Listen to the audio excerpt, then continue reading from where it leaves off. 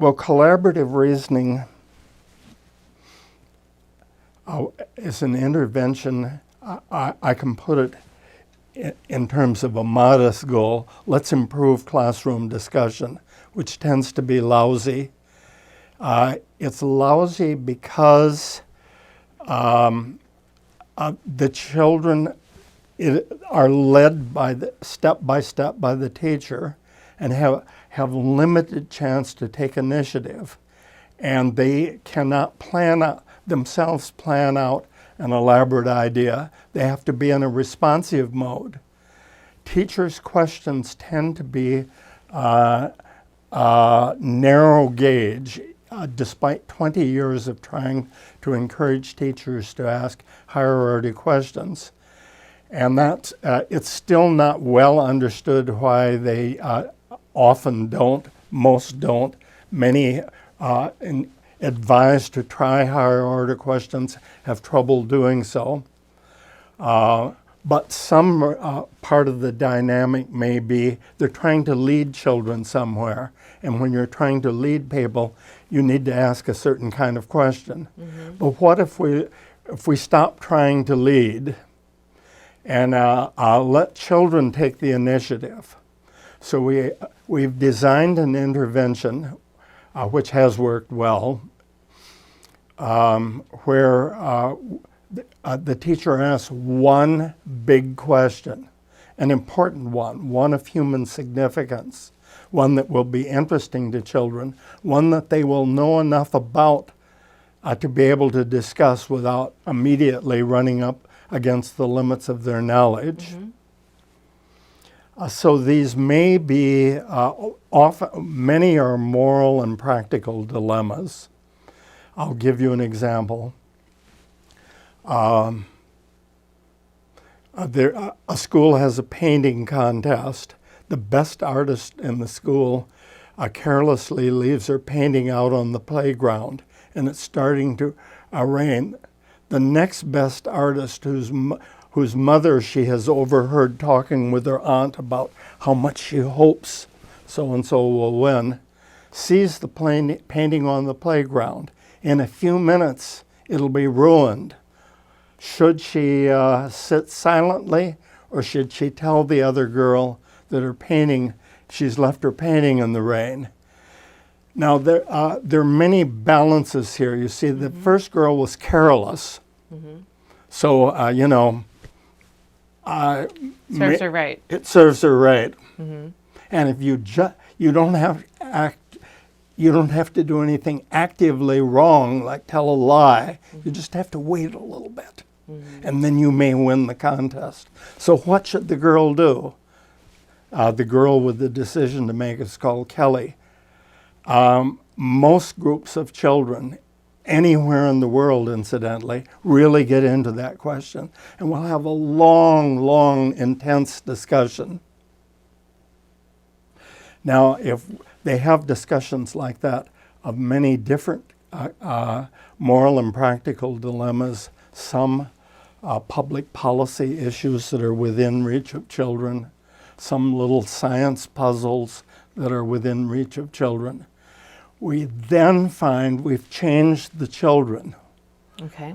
And when we ask them to write an essay about a completely different topic, one they have not read about or discussed, they will write better essays with a better developed argument than children who've not been through this experience.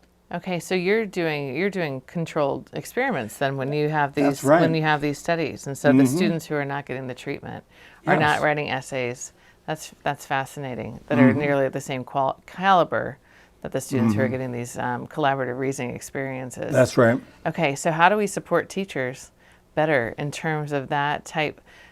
Two questions. How do we support teachers better in terms of engaging in collaborative reasoning, but also how do we do that in current context? Well, the context is the problem. With the proviso that I work with volunteers, not with every teacher. Okay. Most teachers get these discussions going on the very first day they try. It's not so difficult for teachers. What's difficult is it doesn't look to teachers as though it relates, or their principals, that it relates to what they're being held responsible for, performance on these high-stakes multiple choice tests. Now, in fact, the children will do fine on these tests, even slightly better in one study, no difference in another study, even though we took hours and hours and hours out of a semester. They will do as well, or maybe in one study better, on these standardized tests. So it doesn't look to people, it doesn't have face validity to get children ready to answer multiple choice items. And that's what school is about today. It's passing tests. Right. Second is, it doesn't look like you're covering any curriculum to teachers. You're not, you're going to go more slowly through a textbook, or not, or you're throwing out the book, the sacred book that is called your reading program. Now, you don't have to throw it out. You don't have to do this every minute of every day, but teachers feel a, quote, pressure. This is the word teacher after teacher will use, to cover the curriculum, to get through the book. So these are the contextual factors that make it difficult to use collaborative reasoning on a large scale. It's not that it's hard for the teachers, most teachers, to do. Now, as a matter of supervision, unless there is a sense in a school that we do collaborative reasoning here, teachers will backslide. Only a few teachers smitten will stand up to these pressures and keep doing it a few times a week, despite what others say. External pressures. And what do you see certain teachers in certain schools that are more often doing, engaging in collaborative reasoning? Well, I don't have a large-scale study of uptake and maintenance. Okay. Okay. I can tell you there's only one place in the world where it's part of the regular curriculum with a substantial number of children. The Western District, so-called, of Beijing, China. Is that right? Good for you. That's largely a testament to your research because of all the involvement that you've had in those schools. There is a private school near Philadelphia where it's part of teaching practice called Benchmark School. Oh, okay. All right. Fabulous. Okay. So in what I believe is one of your favorite works in 2001. So we're moving up the timeline. Ah, yes. Well, collaborative reasoning still goes on. Still goes on, correct. It's the title of the piece is Patterns of Discourse in Two Kinds of Literature Discussion. You recall this piece? I do. Okay, you and your colleagues researched and discussed two different instructional frames for discussion, traditional recitations and, again, collaborative reasoning. Tell us about this study and why this is one of your few favorite pieces. All right, well, it fits like hand in glove with what I was just talking to you about. I've talked to you about the essays that children can write after they've been through collaborative reasoning. Now that was the first in a series of studies where we've looked at the quality of classroom talk during collaborative reasoning and during other kinds of instructional activities, particularly teacher-led whole class discussion, which would be more or less what most school is like most days, is sort of a discussion. Where the teacher's standing in front of the room, asking a few questions, giving some explanation, providing some follow-up. That's sort of what school is. Now, if we compare that with what happens when children discuss an issue like, what should Kelly do? Should Kelly tell that other girl that her painting's going to be ruined? Or should she just remain silent for a minute or two and win the competition? Now let's go in and look at student talk. Now, in that first study, we already showed that student rate of speaking, student words per minute, is about twice as high in collaborative reasoning. And we've now dissected that, and the teacher takes quite a bit of time in, and that's one reason there are more students' words, but the kids actually talk faster. Okay. And there are fewer long pauses in collaborative reasoning. So that's an indicator that they're more engaged. Well, eagerness to talk would be the quintessential measure of engagement in a lesson, wouldn't it? Yes, definitely. And so that's what that study has evidence. Now we can look at the quality of what children are saying. And if you don't mind, I'll add to the 2001 study with recent findings. We only had 4 classrooms in that study, but a study of 36 classrooms of 5th graders, that was 4 classrooms of 4th graders, the 2001 study. It was our first of this type. Sure. We did classroom videos in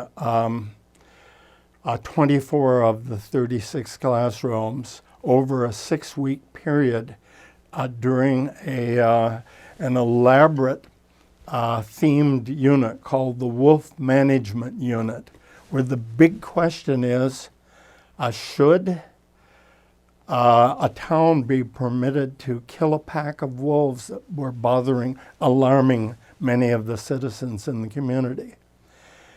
And we sampled from 500 hours of classroom video in a systematic way, and we made a couple of measures of quality of talk. So depth and connectedness of talk is we represented with a low inference indicator. Use of coordinating conjunctions like because, if, then, but. Okay.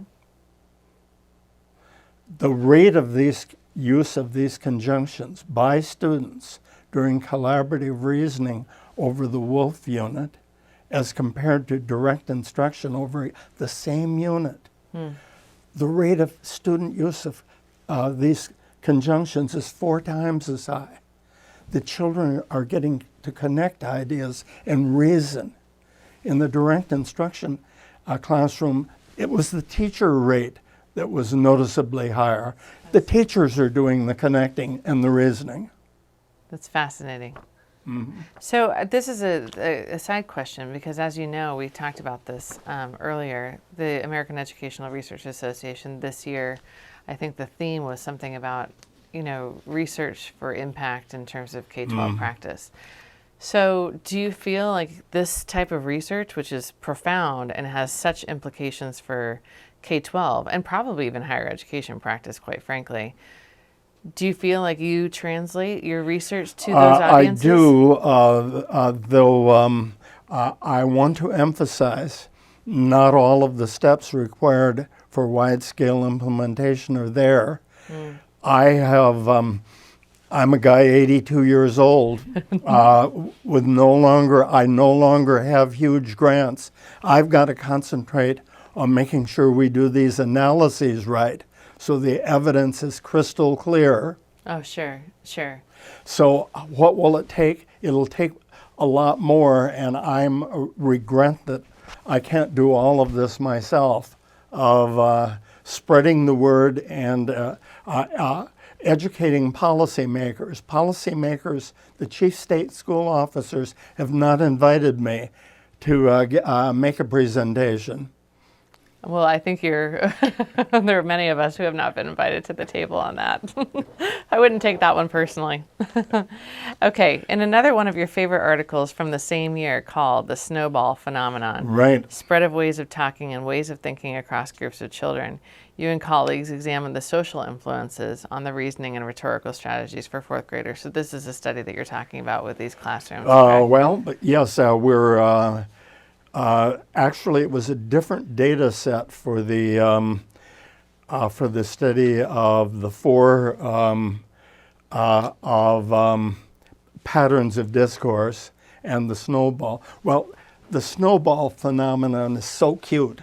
We all know that people in general and children in particular are very interested in following what the kids they would like to be themselves, how the tough kid in class dresses, how the cute girl says something. That's not news. What's news is this modeling and imitation applies to children discussing serious subject matter. Mm-hmm. And that's what we were able to show in the snowball paper. The first demonstration was a very sound one because I didn't venture too far from any farther than I could from home base at that time. We showed that special ways of talking introduced by an innovative child would spread across the groups of children. And we had a simple little mathematical model to show that this was happening. So I'll give you a rare example, but a very big, but in a way, because it's rare, more persuasive. Children don't ordinarily say, I got something for you, as a way of saying, a kind of way of disagreeing with you, introducing an idea you might not have thought of. Mm-hmm. So it's a form of arguing that was invented in a group of largely African American children. Started with one boy, and pretty soon every child in the group was saying that, and they persisted in saying it in following discussion in later days. Now, we were able to show for 13 different little rhetorical forms that are useful for expressing part of an argument that when that form was introduced by an innovative child, it would spread across the group of children and occur with increasing frequency. That was what that 2001 paper was. Now, our more sophisticated follow-up, we were able to show that use of analogy snowballs. Now, analogy is a very elaborate rhetorical strategy. And and not only did more children start using analogies, and they start using them with greater frequency, but there were changes in the quality and depth of the analogies. So they no longer involve just surface features, but deep relational features. And this paper is written up in Child Development in 2012. And we have a more elaborate mathematical model and so on. Increasingly so. Mm-hmm. So let me ask you this. With your history that we've already discussed in terms of your prior history as not only a student in school, but also at Harvard, and such a focus on social studies, how did you get into this area of research in terms of reading and cognition and critical Reading thinking? and cognition. Well, I don't know exactly.